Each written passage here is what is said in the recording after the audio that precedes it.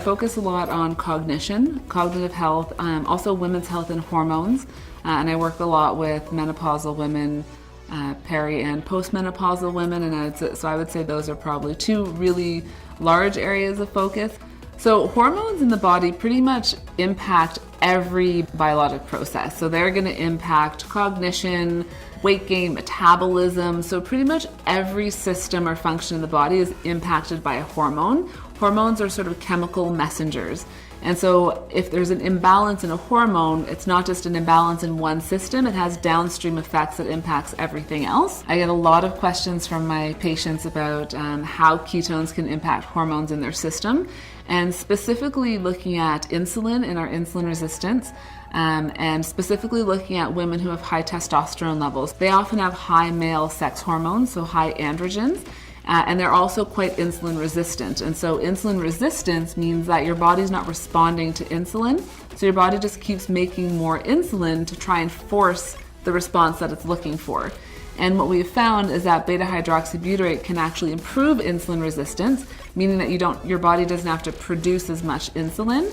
That's a good thing because insulin is a storage hormone. So if you have a lot of insulin, it tells your body store fat right around the middle. So we often see that in women when they're moving into menopause, they naturally become insulin resistant. So all of a sudden they're doing everything they used to do, but they can't lose weight. That's because insulin is spiking and it's telling their body store fat right around the middle. There's something called estrogen dominance. When we have too much estrogen in relation to progesterone, that can actually throw off thyroid function because it causes a chain reaction where you end up binding thyroid hormones, so now your thyroid system is off. So an imbalance in one system will throw off the complete balance of another system. So they're all really interrelated and interconnected. There's a lot of concern that the ketogenic diet, so if somebody, for example, is in adrenal fatigue, that it's not going to be beneficial from a hormone perspective. And we're not finding that that's the case. What we actually have found is that beta-hydroxybutyrate can help manage our nervous system. So we have a sympathetic nervous system and we have parasympathetic. And in the sympathetic nervous system, that's our fight and flight mode. And our body, that's what we need to pull an all-nighter, to write an exam the next day, or meet a deadline, something like that. And in that fight and flight state, our body is producing cortisol, which is our stress hormone. And the stress hormone, kind of like insulin, will also cause fat storage around the middle. So that's another thing that we see that we have to address. So when we're in that fight and flight mode, we're producing a lot of that cortisol. And so this is also where we see things like insomnia.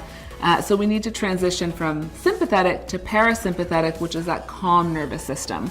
And what we have found is that beta-hydroxybutyrate can actually help maintain the balance between sympathetic and parasympathetic, and actually encourages that parasympathetic or the calm state. And in that calm state, we're not pushing cortisol, our stress hormone, and we're not in that sort of fight or flight state. It calms the nervous system down, will calm the cortisol levels as well.